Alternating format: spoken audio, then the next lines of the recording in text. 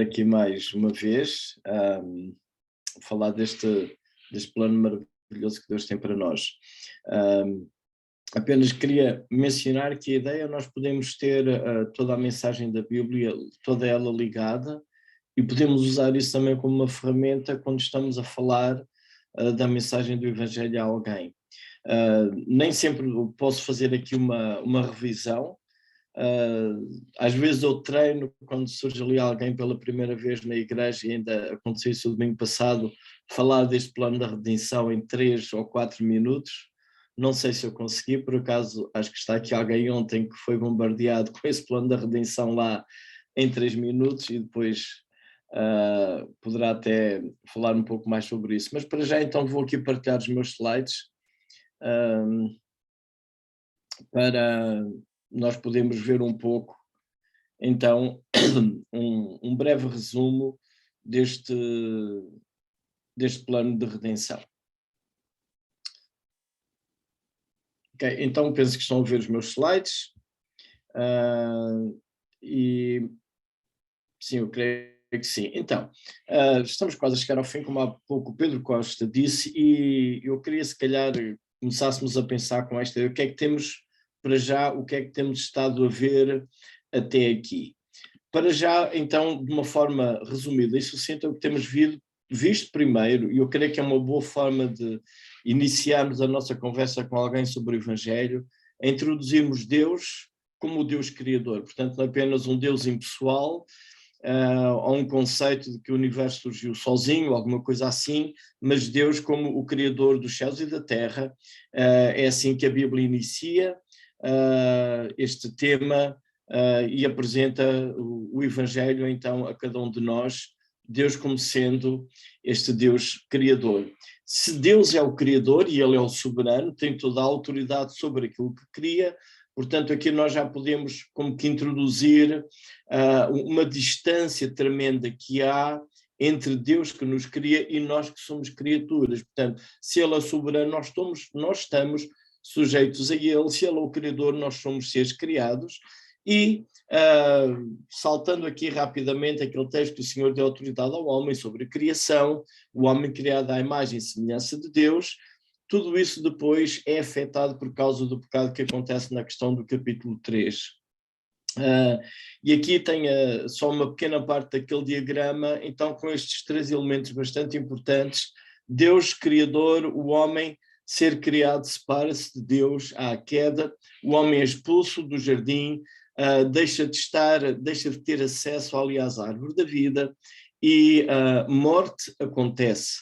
O homem é separado de Deus, é separado da fonte da vida, que é este Deus Criador que nos ama. Como Paulo refere num outro lugar, em Romanos 3:23, então todos pecaram e estão, eu creio que saltei um slide, sim, Gênesis 2:17, o Senhor tinha dito ao homem que se comesse da árvore do conhecimento do bem e do mal, iria morrer naquele mesmo dia. Então, havendo isso, há uma coisa que passa a toda a humanidade, que é o pecado, a morte, estamos separados de Deus, e Paulo explica isso em Romanos 3:23. Nós hoje iremos ver um pouco mais de algumas cartas de Paulo. Romanos, por exemplo, estes primeiros capítulos, ele gasta bastante tempo a explicar a condição do ser humano, que todos são pecadores. Ele divide a comunidade mundial, digamos assim, da época em 2 grupos, os gentios e os judeus, tanto um como o outro estariam separados de Deus. Sim, é verdade que os judeus tinham a palavra de Deus, mas o facto de ter a palavra, de ter o conhecimento, não implica salvação.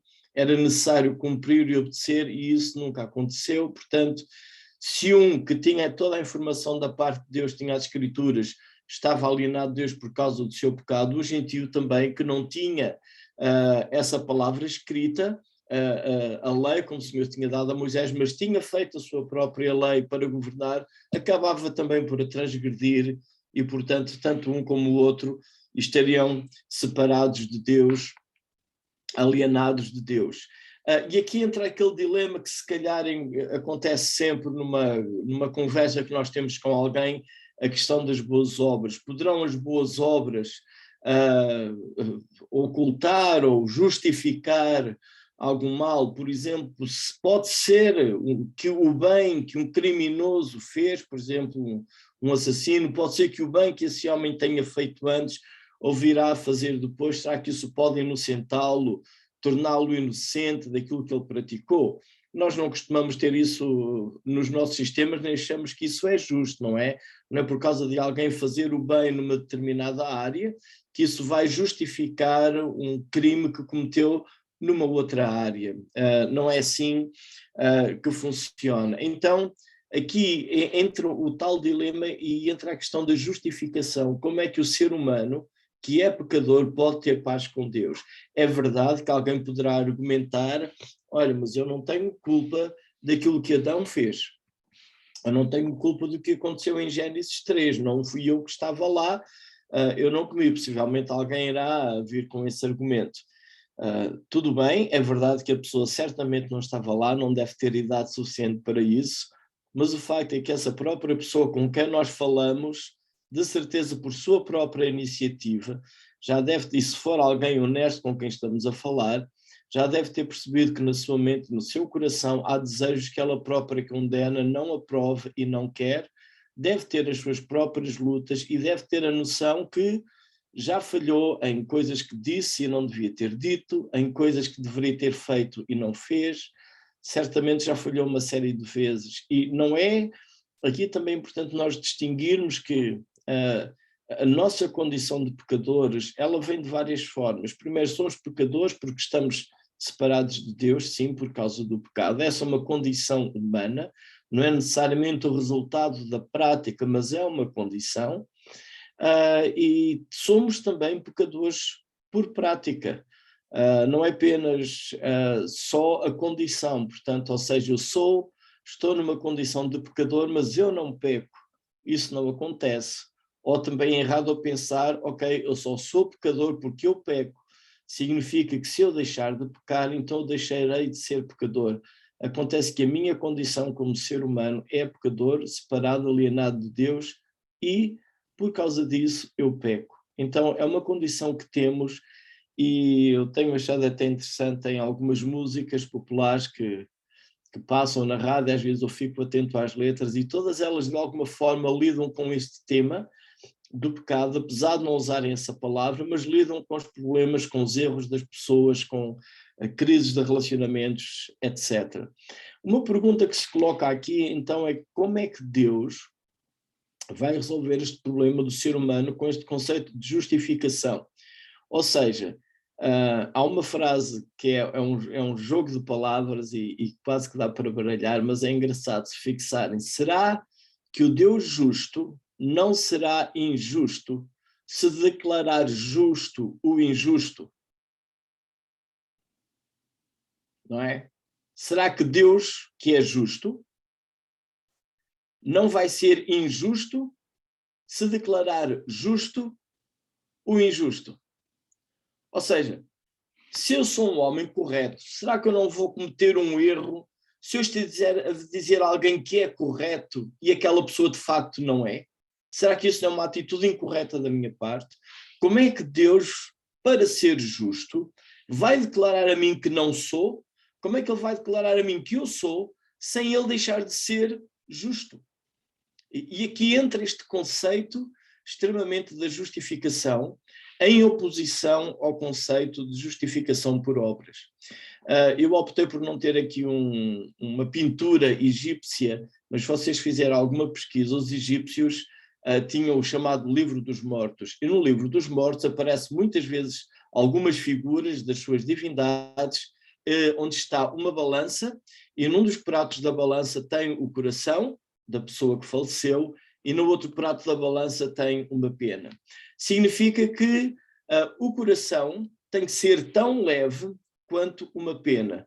Se aquele coração for mais pesado que a pena, então aquela pessoa vai ser comida por um animal que está ali de lado, tem pernas de hipopótamo, as patas da frente e o tronco são de leão e a cabeça de crocodilo, e não pode entrar na vida depois da morte. Portanto, ali o peso tem de igualar o peso do coração, tem de igualar à pena. E isto, em parte, é uma espécie de conceito de boas obras, já vinha desde a religião egípcia e vem andando até aos nossos dias. As Escrituras não contemplam este sistema de eu fazer bem para compensar o mal que eu fiz, de forma que eu próprio possa encontrar uma justificação de Deus, ou para Deus diante da minha condição. Eu queria ler para vocês alguns versículos em Romanos, capítulo 3. Eu destaquei aqui algumas repetições, algumas ideias-chave.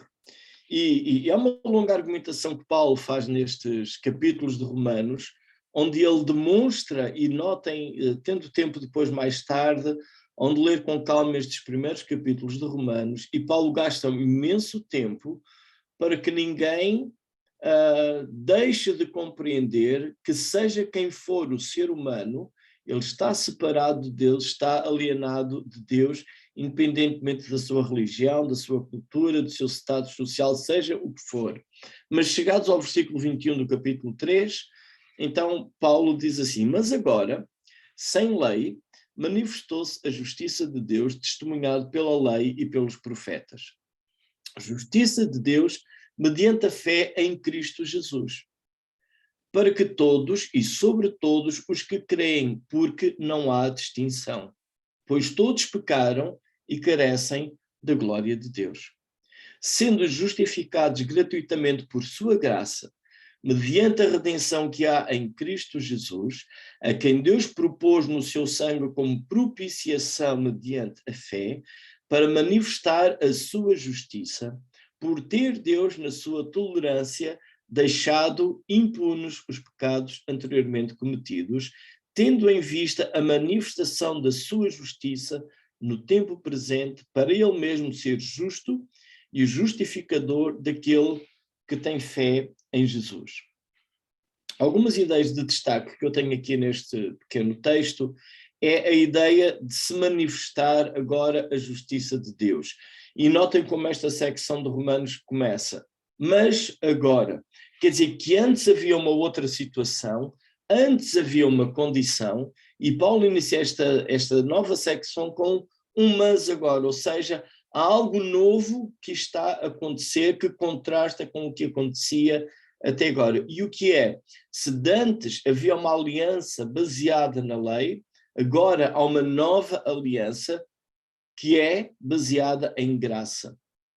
E é isso que ele começa, mas agora sem lei, ou seja, fora do sistema da aliança da lei, e Paulo aqui certamente tem em mente a lei de Moisés, portanto a revelação, porque esta ideia de manifestação é uma ideia que vem já do Antigo Testamento.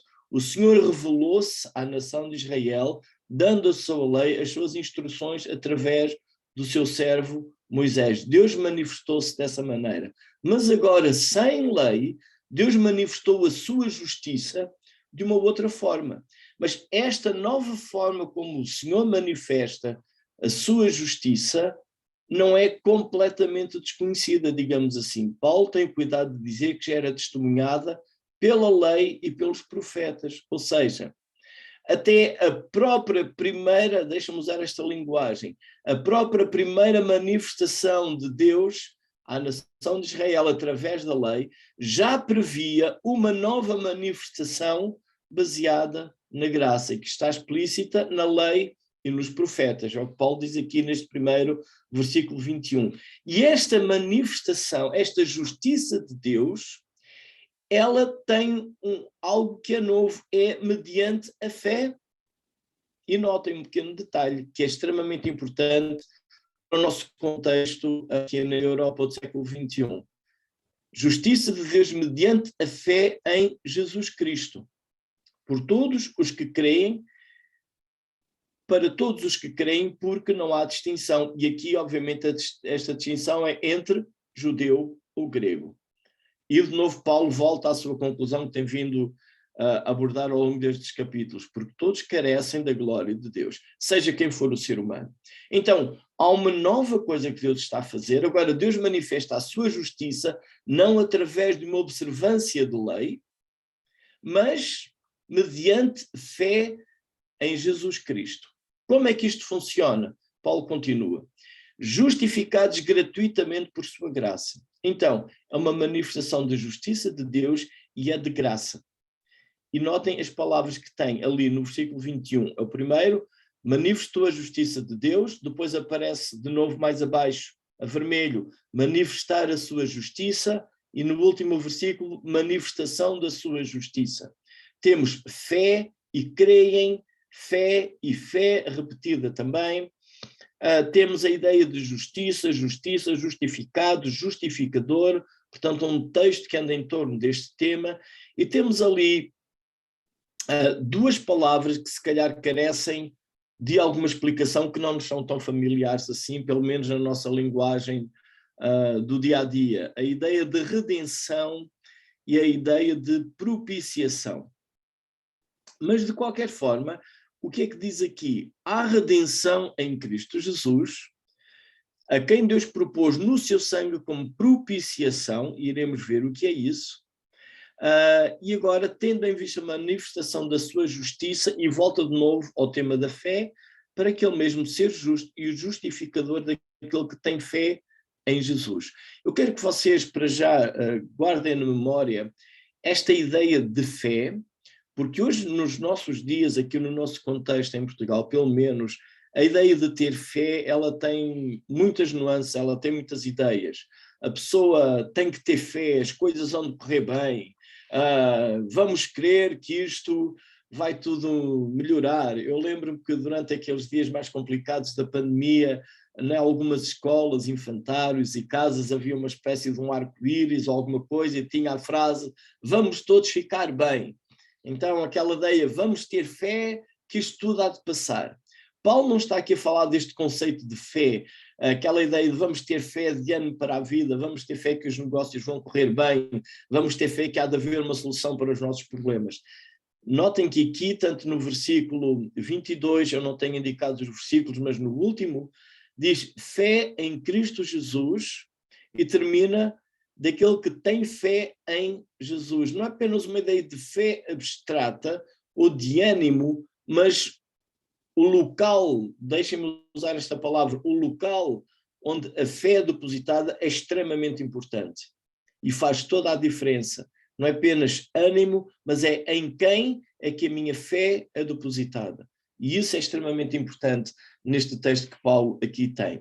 Então, esta ideia do mas agora, que eu já expliquei, então tem a mudança e Deus manifesta a sua justiça sem lei, ela é para todos, não há ninguém que fica fora. Isto aqui, a nós que queremos explicar o plano da redenção a alguém, precisamos ter algum cuidado da maneira como nós próprios olhamos para as pessoas. Como é que eu posso proclamar uma mensagem de boas novas, que eu afirmo que é para todas as pessoas, quando eu próprio não estou bem com todas as pessoas? Quando eu digo que fui alcançado por esta graça divina e eu digo que eu estou justificado e tenho paz com Deus, como é que eu vou fazer isso se no meu coração há amarguras, há divisões, há desentendimentos com outros seres humanos criados à imagem e semelhança de Deus? Se isso acontece na minha vida, eu de facto estou a proclamar uma mensagem que é contraditória de facto às minhas convicções ou à forma como eu vivo.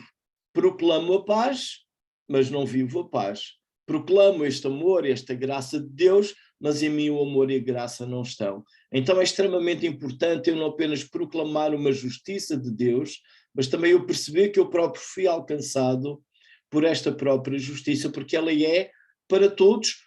A única condição que existe é para aquele que crê. Crer em Cristo Jesus. Não é o crer no sentido de ânimo só para a vida, mas onde se crê é extremamente importante. Crer em Cristo. Como é que esta justificação acontece? É graça. Lembram que quando falámos em Gênesis, na questão do dilúvio, o Senhor falou a Noé, e então diz que Noé encontrou graça aos olhos de Deus. É a primeira vez que esta palavra aparece nas Escrituras, ali com Noé. E esta ideia de graça, ela tem-se manifestado. Até a própria entrega da lei, a manifestação de Deus, da justiça de Deus através da lei, é uma manifestação da sua graça divina. Aquela palavra que o Senhor deu a Adão e Eva que iria haver alguém descendente da mulher que iria esmagar a cabeça da serpente, é uma manifestação de graça divina.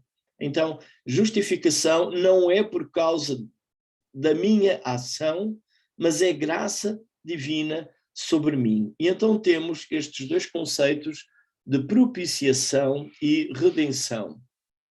O que é a ideia, esta ideia de justiça de Deus que ela manifesta?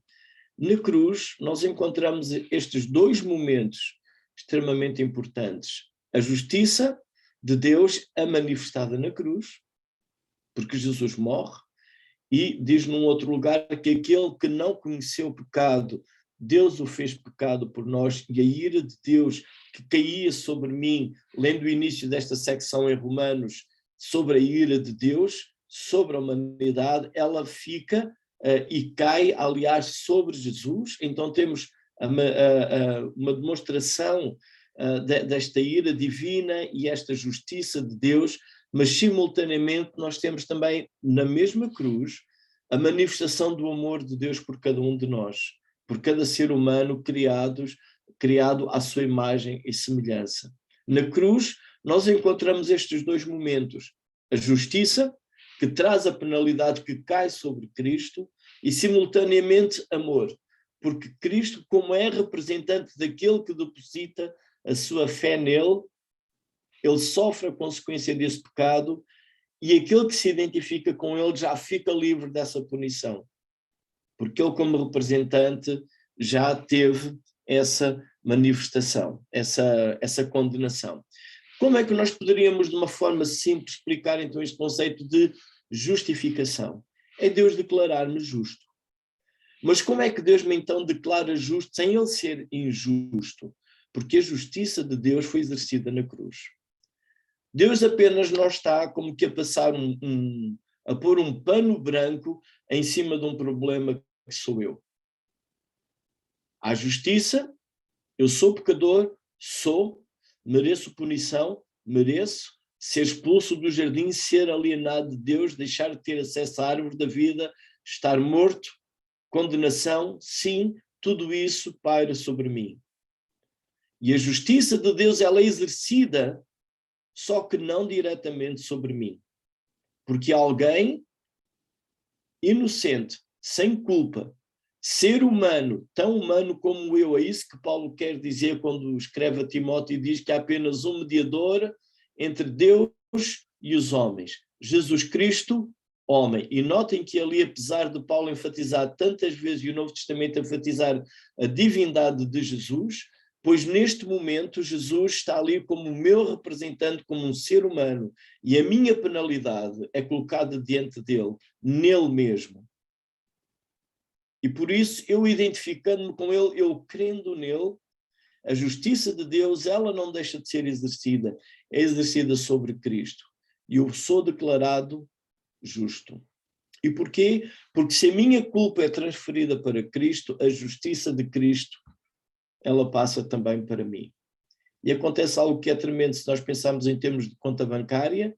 Em vez de eu ter uma dívida e a minha conta fica a zeros, é surpreendente que há algo diferente que acontece. A minha dívida é paga por Cristo.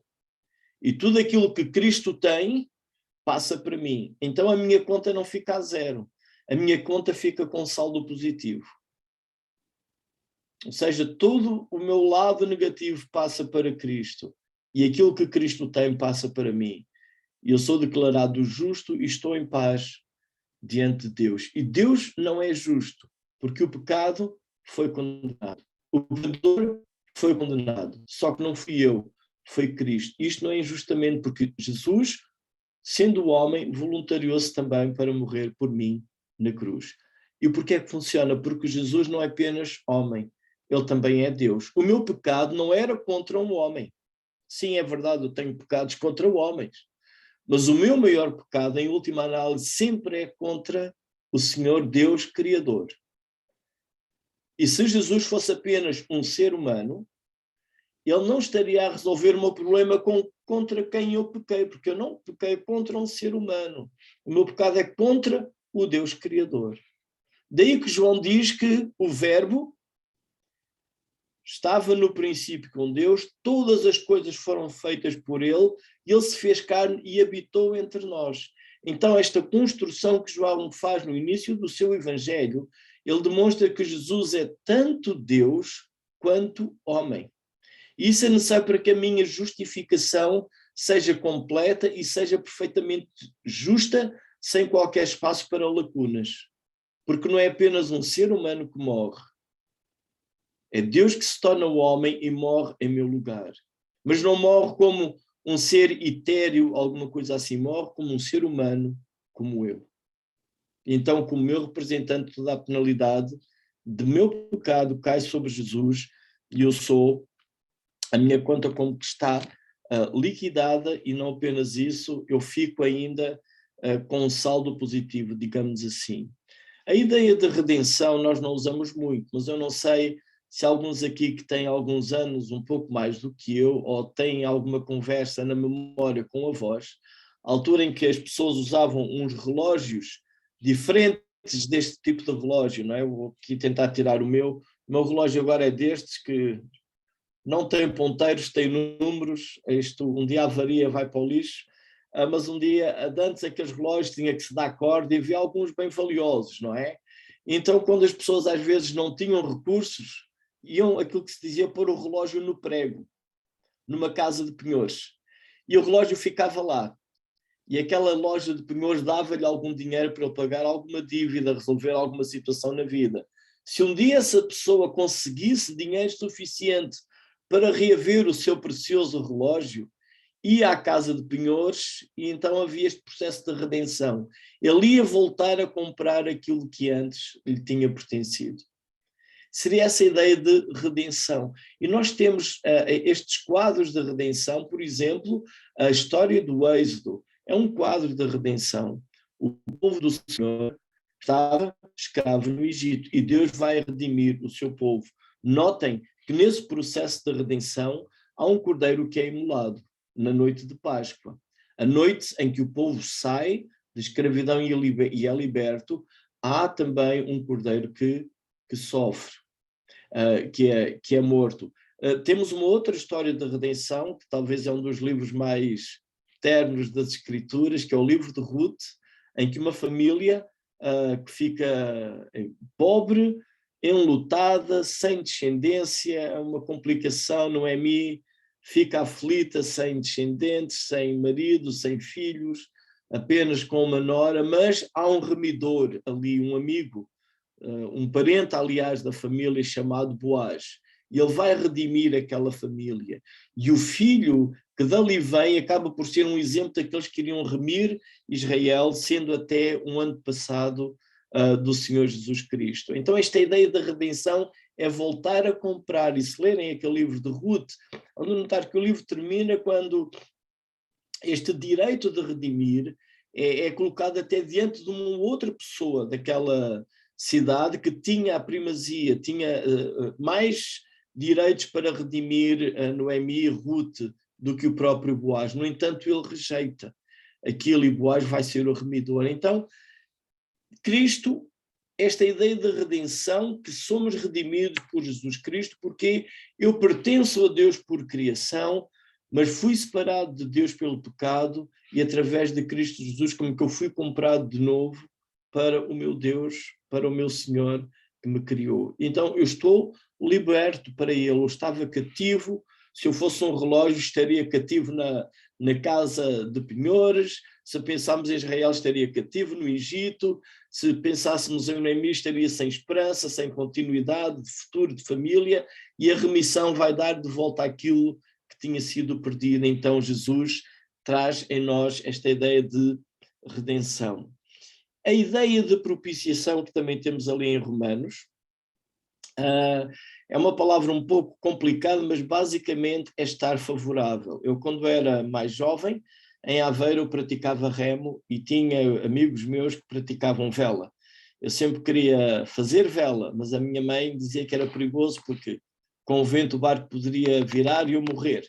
Mal sabia ela que o perigo do barco virar e morrer é maior no remo do que na vela, porque temos os pés amarrados ao barco para poder remar melhor, mas eu nunca lhe contei essa parte. De qualquer forma, uma linguagem que nós tínhamos quando íamos para a água, queremos saber se os ventos eram propícios, ou seja, se os ventos nos eram favoráveis. É que remar contra o vento é terrível. Damos 2 remadas para a frente e andamos o espaço de 3 para trás. Então não é nada conveniente remar contra o vento. E realmente a ideia de propiciação é ser favorável. Isto o que é que significa?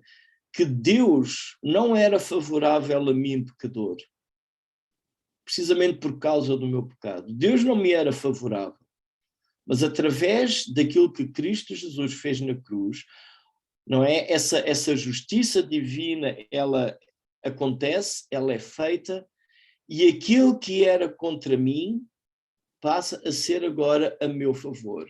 Não é que Deus como que fica neutro ou indiferente à minha situação, mas ele passa a ser favorável a mim. E isto é um milagre tremendo, como é que nós, seres humanos, que estávamos longe, afastados, separados de Deus por causa do pecado, através da morte de Jesus na cruz, somos comprados de novo para Deus. Deus agora, por causa daquilo que Cristo fez, é favorável a nós e somos declarados justos. Talvez não haja necessidade de usarmos estas palavras, estamos a explicar o Evangelho a alguém, a ideia de justificação, redenção, propiciação. Mas seria muito bom nós sabermos estas ideias, porque mais à frente Paulo vai dizer, agora nenhuma condenação há para os que estão em Cristo Jesus, ou sendo depois justificados pela fé, temos paz com Deus. Porquê? Porque o Deus que nos era contrário, agora ele é-nos propício, ele é favorável. Continuando o texto ali de Romanos, onde notar que depois Paulo fala então onde está a jactância. Foi de tudo excluído, não há espaço para qualquer orgulho, digo eu.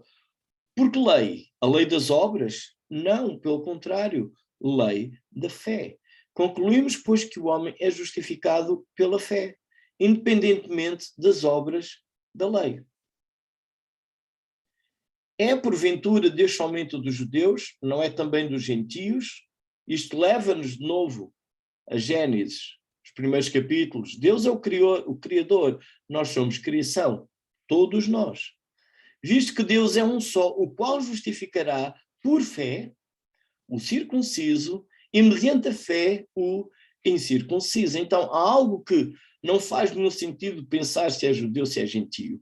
Porque judeu ou gentio são pecadores. Judeu ou gentio são salvos por fé em Cristo Jesus. Não há absolutamente, nesta nova aliança, nesta nova dimensão de nova aliança, nenhuma alteração sendo judeu ou gentio. E Paulo faz uma pergunta, ele próprio ele levanta. Anulamos, pois, a lei pela fé? Não, de maneira nenhuma. Antes, confirmamos a lei. Ou seja, agora, finalmente, aquilo que é correto acontece. Porque não porque eu cumpro a lei, mas porque eu estou revisto naquele que cumpriu toda a lei, que é Cristo Jesus. De novo, aqui esta ideia do conceito de fé. Hoje em dia, se falarmos, as pessoas vão dizer, se calhar, eu cá tenho a minha fé. Eu creio que, e cada um vai desenvolver a sua própria fé. E até creem que Deus vai fazer algumas coisas, mas quando eles dizem esse conceito de fé, é mais, eu acho que vai ser assim. Eu estou convencido que vai ser assim.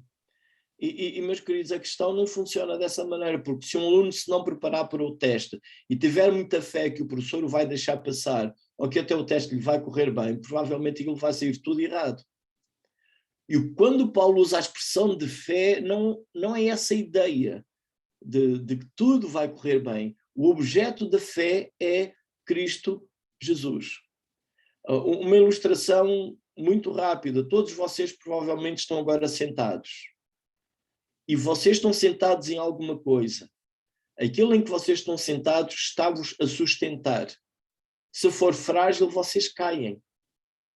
Então, onde eu coloco a minha fé é em Cristo Jesus.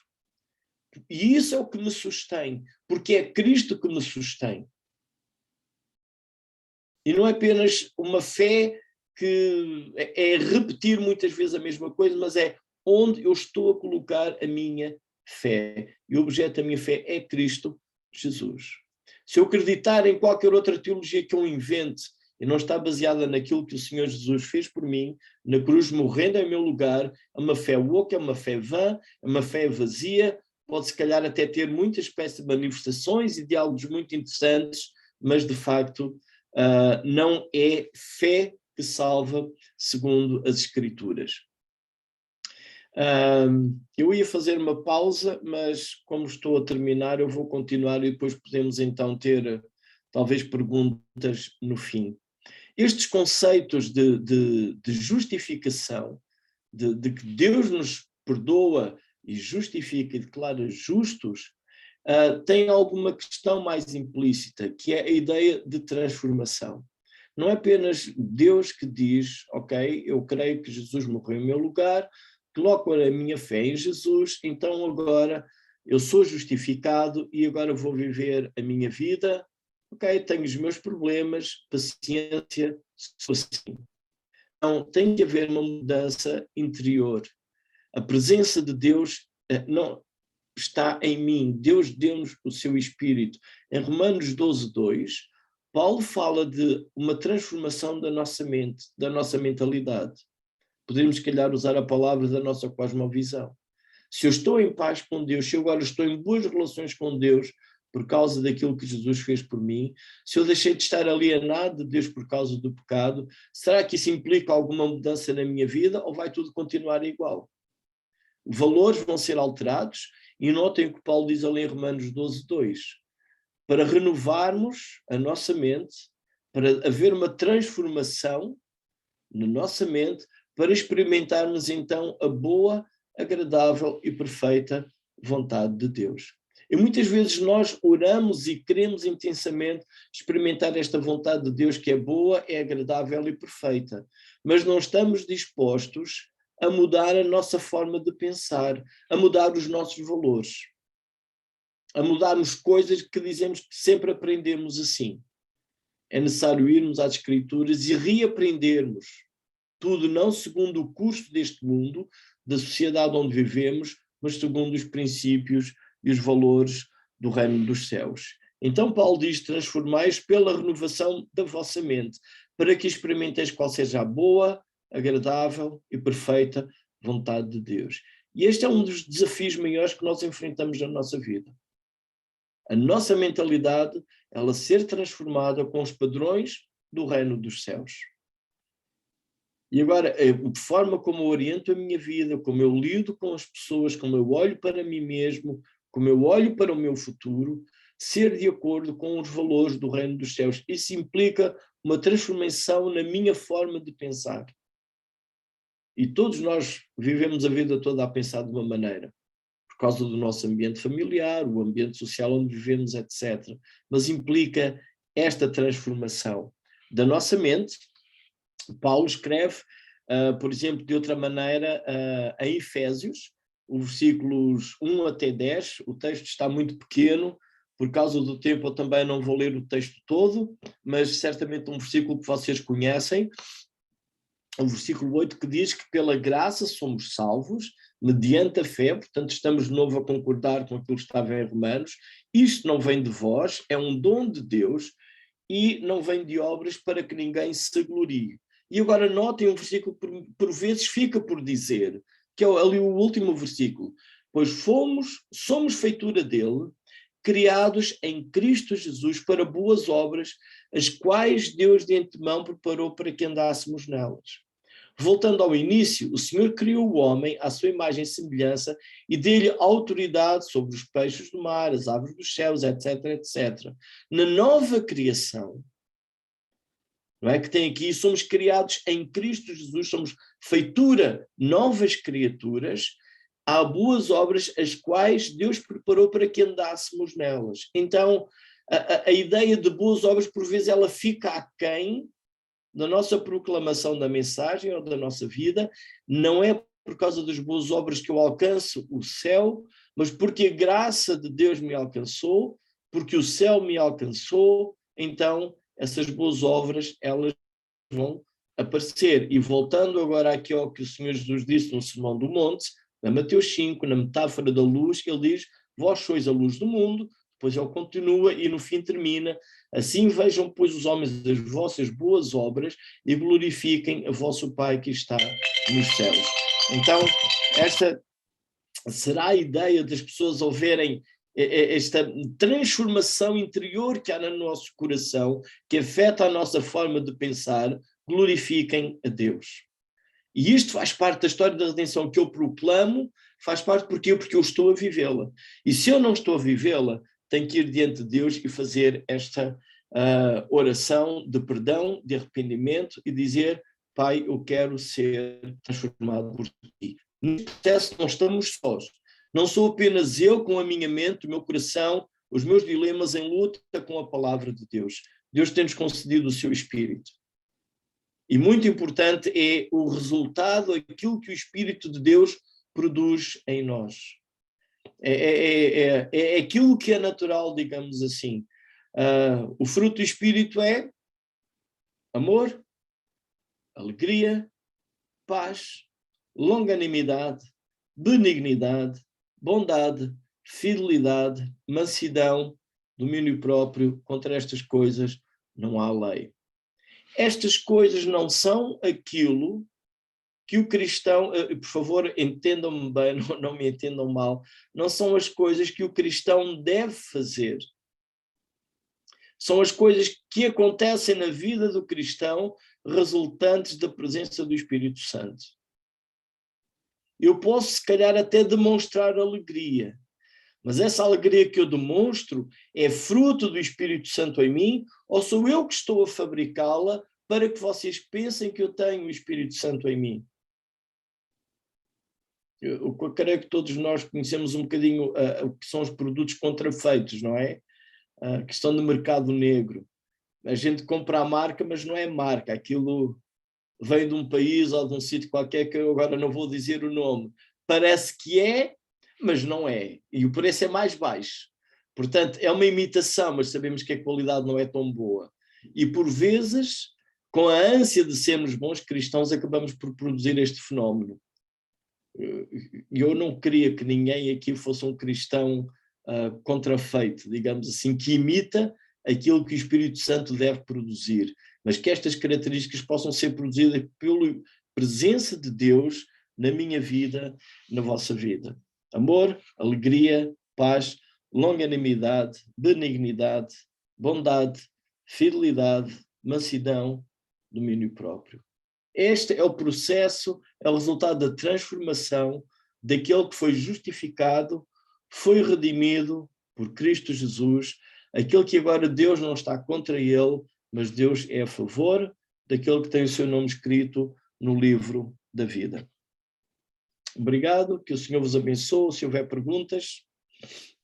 Sim, Paulo, temos aqui uma pergunta onde indica: esta palavra propiciação tem origem no propiciatório que existia no tabernáculo, onde a presença de Deus era notória. Podes desenvolver?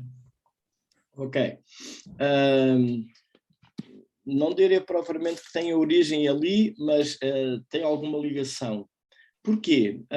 Havia um lugar no tabernáculo, portanto, no tabernáculo tinha 2 compartimentos, e um deles, que eu creio que estará aqui em mente, é conhecido como lugar santíssimo ou chamado Santo dos Santos. Portanto, o mesmo espaço existia também no templo, e as medidas, por sinal, seria então um cubo, a profundidade, a altura e largura seriam iguais. Ali dentro então estaria também a chamada Arca da Aliança, e tinha uma tampa, e dentro da arca tinha lá alguns elementos, o maná, as tábuas da lei, a vara de Moisés, etc. Aquela tampa chamada o propiciatório.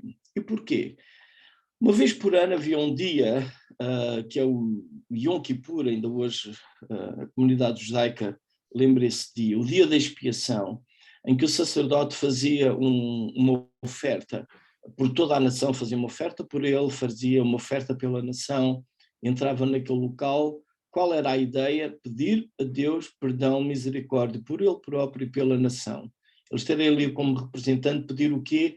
Que Deus fosse propício e perdoasse, que a graça de Deus viesse. Então ele entrava uma vez por ano com uma oferta, de sangue. Então a ideia de propiciação, a relação que tem é ali com propiciatório. Porquê? Porque o Senhor habitava no meio do seu povo, e aqui eu relembro também de novo as palavras que João escreve no Evangelho, capítulo 1, versículo 14, o verbo se fez carne e habitou entre nós. Aquela expressão que João usa, habitar entre nós, é como se morar em tabernáculo, ou seja, é uma clara imagem que João está ali a convidar o seu leitor a perceber que da mesma forma que Deus estava no meio do seu povo no arraial no deserto, portanto o tabernáculo no centro e as diversas tribos devidamente ordenadas à volta do tabernáculo e Deus no meio do seu povo, assim agora estava de uma forma especial Emmanuel, de outra forma, Deus conosco, o verbo encarnado a habitar entre nós. Então, nesse sentido, a presença de Deus no meio do povo, porque notem que às vezes vieram problemas à nação, precisamente porque por causa da desobediência deles e Deus estar entre eles. E houve mortes, se notarem no deserto, houve muitas vezes que houve mortes, precisamente porque Deus estava no meio do seu povo. E a ira de Deus veio sobre a desobediência das pessoas. Para que isso não acontecesse, uma vez por ano é que havia aquele sacrifício em que era aspergido sangue sobre a tal tampa que era chamado propiciatório. Porquê? Porque através daquilo Deus iria ficar propício, iria ficar favorável à nação. Ou seja, o sacerdote fazendo aquele rito, aspergindo sangue sobre aquela tampa, estaria a dizer: Senhor Deus, eu pequei, Senhor Deus, a nação pecou, somos dignos de alienação, de condenação, transgredimos a aliança, mas vimos pedir misericórdia e que sejas propício a nós. Então, basicamente seria essa a ligação com a ideia de propiciatório. Portanto, o lugar da expiação, o lugar realmente onde era a reconciliação feita com Deus. E essa ligação, não é? Como que ela acaba por acontecer na cruz. Ou seja, quando Cristo vai à cruz e vai em meu lugar, não é? Como que ele está a reconciliar exatamente. A ira de Deus deixa de estar a incidir sobre mim e Deus fica-me favorável. Okay. É-me propício. Não sei se mais alguém, não tenho nenhuma pergunta aqui no bate-papo, não sei se alguém quer ligar o micro e fazer a pergunta de viva voz.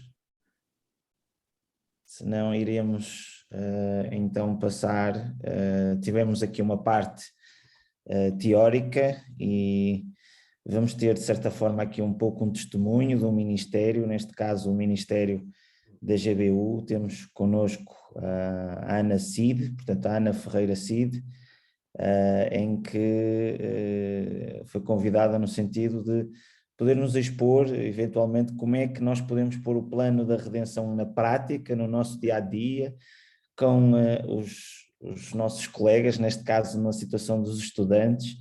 E então eu iria passar então à Ana para podermos falar um pouco dessa experiência prática do seu dia-a-dia e também do ministério também que ela tem desenvolvido. Ana. Obrigada. Boa noite. Como o Pedro disse, eu trabalho com o GBU, o Grupo Bíblico Universitário, aqui em Lisboa. E o que eu faço no GBU é acompanhar estudantes na missão universitária. Esse é o objetivo do GBU. Então, eu acompanho estudantes individualmente, trabalho com os projetos que eles querem desenvolver e estamos juntos a pensar como alcançar estudantes na universidade. E o GBU tem um cariz muito evangelístico desde a sua origem. Nós costumamos dizer no GBU que é para estudantes alcançarem estudantes. Então, essa é a visão do GBU, ter estudantes que vão para alcançar outros estudantes. E por isso mesmo a missão do GBU é então feita por estudantes cristãos. Eles é que estão na universidade com os seus colegas não cristãos, fazem trabalhos de grupo juntos, almoçam juntos, conhecem a cultura universitária, a linguagem que se usa na universidade e, portanto, quem melhor do que eles para levar as boas novas acerca de Jesus para os seus colegas que ainda não ouviram falar de Jesus. E então, como é que nós fazemos isto no GBU? Como é que na prática nós levamos as boas novas aos estudantes universitários? nós queremos, não é, como a palavra de Deus diz, que a fé vem pelo ouvir da palavra de Deus, e então o centro do GBU e o núcleo do GBU são mesmo estudos bíblicos a acontecer nas universidades todas as semanas. Todas as semanas, várias universidades por todo o país têm grupos de estudantes que se encontram na cantina, na biblioteca, no jardim da escola, para estudar a Bíblia juntos. Aqui em Lisboa temos perto de 15 núcleos onde isso está a acontecer semanalmente. Então, em 15 faculdades há estudantes que todas as semanas se juntam para estudar a Bíblia, e nós desafiamos-los a convidar os seus colegas que ainda não conhecem Jesus para fazerem parte deste estudo bíblico. Às vezes, para um estudante é um bocadinho intimidante ir a uma igreja. Eles se calhar não cresceram num ambiente onde isso fosse, um dos seus pais fizessem isso, mesmo a ir a uma igreja católica. Mais difícil ainda seria para eles irem a uma igreja, mesmo que algum colega os convidasse, mas um estudo bíblico na cantina é um passo muito mais pequeno, é só um compromisso de 1 hora em que eles vão estar ali juntos, e temos muitos estudantes que assim começam a ter o seu primeiro contacto com a Bíblia e veem que, de facto, a Bíblia é um livro acessível, dá para entender, é a palavra de Deus, não é? Deus está a falar connosco. E então, este é o centro do GBU, os estudos bíblicos a acontecer nas universidades. Outra das grandes formas como nós alcançamos estudantes, e o que nós fazemos para alcançar estudantes, são as semanas de missão nas universidades. São semanas em que todos os dias, no final das aulas, nós organizamos uma palestra evangelística e convidamos um orador para expor o Evangelho a partir de um tema que seja apelativo aos estudantes. No próximo ano nós teremos então, o tema geral será a busca, a procura, e então em cada um dos dias nós vamos falar sobre a busca pela identidade, ou a busca pela alegria, e depois a busca pelo amor, e no último dia a busca pela esperança. Claro que ainda vamos dar uns títulos mais cativantes para os estudantes. E no final de cada palestra, então, nós convidamos sempre os estudantes que quiserem e que estiverem interessados a conhecer mais acerca de Jesus a juntarem-se a um grupo onde vamos então estudar mais sobre a vida de Jesus. Nós costumamos usar um materialzinho que se chama Descobre, Vê por Ti Mesmo, em que convidamos os estudantes para, durante 6 semanas, vêm então conhecer um bocadinho mais sobre a vida de Jesus. E são 6 estudos que começam com o milagre da transformação da água em vinho, e termina com a ressurreição de Jesus, com um desafio aos estudantes para, então, agora, será que estás pronto para crer na verdade sobre Jesus? Isto foi bom para ti? Faz sentido e percebeste então as boas novas acerca de Jesus? Nós usamos muito este material, está pensado mesmo para estudantes e para estudantes que ainda não conhecem Jesus, mas que estão interessados e motivados a fazer este percurso connosco.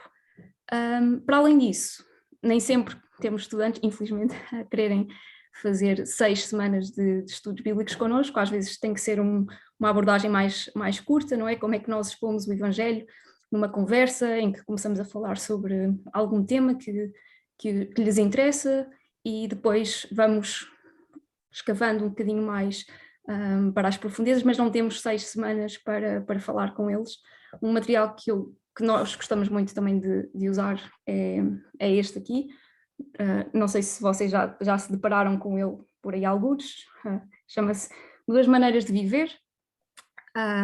Apresenta o Evangelho muito como o Paulo está a fazer, não é? Desde a criação até à redenção, todos os passos, porque é que nós precisamos de Jesus e como é que Jesus nos veio salvar. Porque uma das características que define os estudantes universitários, e se calhar neste momento bastantes dos portugueses, eles não acham e não percebem que fizeram nada de errado. Nós podemos falar de Jesus como Salvador, mas eles não são maus, eles são só um bocadinho maus, mas há sempre alguém que é pior, e o pecado deles nunca é suficientemente mau para os condenar a uma perdição eterna. Eles não percebem.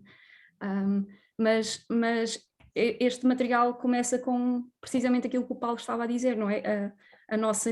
o negarmos Deus como a nossa autoridade, aquele que é o nosso Criador, aquele que está acima de nós e que tem o direito sobre nós. E a partir daí eles conseguem perceber, ok, eu isso fiz, e se isso merece um castigo eterno, então se calhar eu sou merecedor de um castigo eterno, e depois podemos construir a partir daí um caminho para explicar o caminho da salvação.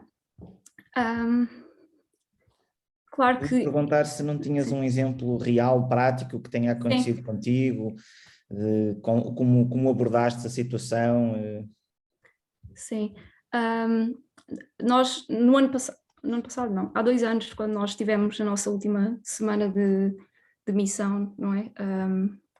Antes do Covid, então nós estávamos a fazer o estudo bíblico do Descobre, e foi muito interessante ver um estudante então a começar a sua caminhada na fé. Ele vem de uma família católica, tem algum contacto com a fé cristã, mas não com a verdade da salvação pela graça, e ele começou então a juntar-se a nós, e neste momento ainda está numa caminhada. Isto não é de um dia para o outro, não é? Às vezes demora 2 anos, às vezes eles terminam a licenciatura e ainda estão no processo, ainda não terminaram o curso, não é, da sua caminhada cristã, mas ele tem participado nos nossos encontros, nos nossos grupos de estudo bíblico, e tem sido bom ver então ele a ter alguma curiosidade pela fé.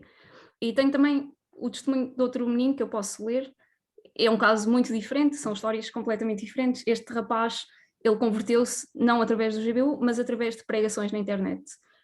Ele ouvia pregações na internet, mas não conhecia nenhuma igreja, e um dia deparou-se com um cartaz numa faculdade, um cartaz do GBU, e decidiu aparecer.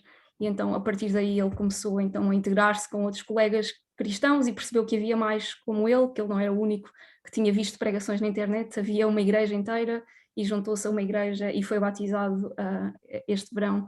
Então foi todo um processo também, isto tudo em menos de 1 ano, que se desenrolou com o Leonardo. Então também é bastante encorajador, não só o trazer pessoas à fé, mas o acompanhar o crescimento espiritual dos estudantes quando eles começam na sua caminhada cristã. Sim, são 2 histórias muito diferentes e sim. Ok. Portanto, fica aqui realmente na prática aquilo que nós ouvimos através do estudo e de diversas maneiras como nós podemos ser usados, e também fica aqui portanto, esta forma realmente que existe através do GBU de alcançar universitários, onde podemos orar também por esta obra realmente, e também pelo Ministério da ANA, que tem desenvolvido realmente também cá em Portugal, mais concretamente em Lisboa. Portanto, estamos a terminar, e penso que não houve mais nenhuma pergunta relativamente ao estudo. Eu queria apenas também deixar que este é o penúltimo. Na próxima segunda-feira vamos ter o nosso último estudo relativamente ao plano da redenção, e queria também informar para que os irmãos possam também estar preparados, no sentido em que vamos levantar também uma oferta para ajudar o nosso irmão Paulo Oliveira, que tem se dedicado. Portanto, na próxima segunda-feira são 11 aulas, e que possamos então vir prevenidos, no sentido de que vai ser passado depois o número da conta bancária ou através do MBWay, para podermos fazer as ofertas de uma forma voluntária, quem assim o bem entender. Portanto, vamos então terminarmos também com uma oração, e depois, se houver algum irmão também que queira dar algum anúncio, alguma informação, ou inclusivamente até algum testemunho também que ao longo destes últimos dias tenha acontecido, esta oportunidade de ter falado também sobre o plano da redenção, é muito bom nós nos edificarmos desta forma, com estas palavras, estes exemplos também. Eu ia pedir ao nosso irmão Paulo Pina Leite se nos podia